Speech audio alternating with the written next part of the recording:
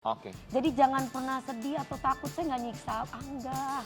Gitu, saya seneng kok. Saya yakin juga istri yang manapun juga seneng ditemenin sama Wih, saya. emang Teka-teki penyebab Angga Wijaya menggugat cerai Dewi Persik mulai terkuat. Jika beredar isu orang ketiga, hingga perlakuan Dewi Persik ke Angga Wijaya disebut jadi pemicu.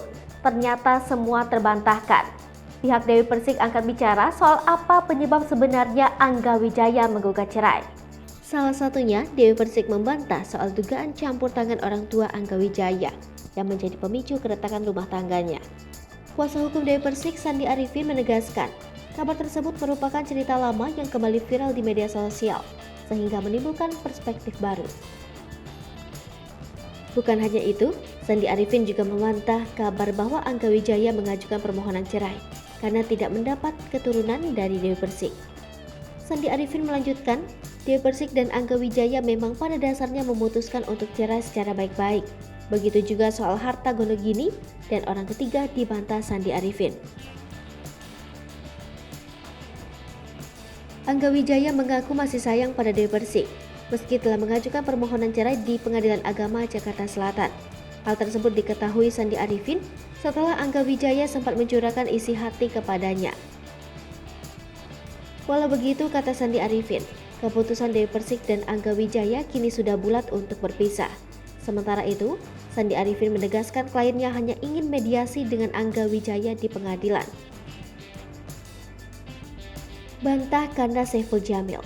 Dewi Persik saat ini sudah digugat cerai oleh Angga Wijaya. Digugat cerai, Dewi Persik tampak mengikhlaskan jika memang harus berpisah dengan Angga Wijaya. Dewi Persik menuduh Angga Wijaya lebih banyak salahnya ketimbang dia meskipun menggugat cerai. Kini, Dewi Persik berkomentar mengenai video kecemburuan Angga Wijaya melihat dirinya mesra dengan Saiful Jamil.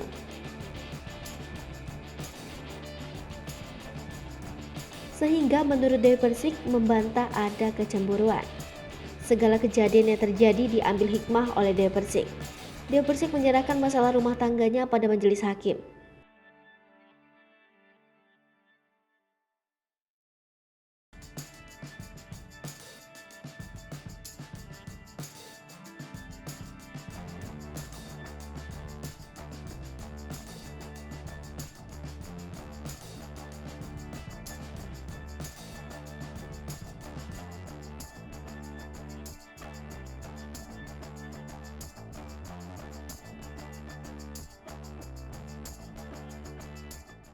Hai pemirsa Sri Popo TV, jangan lupa komen, like, dan subscribe, serta tonton terus berita-berita terupdate lainnya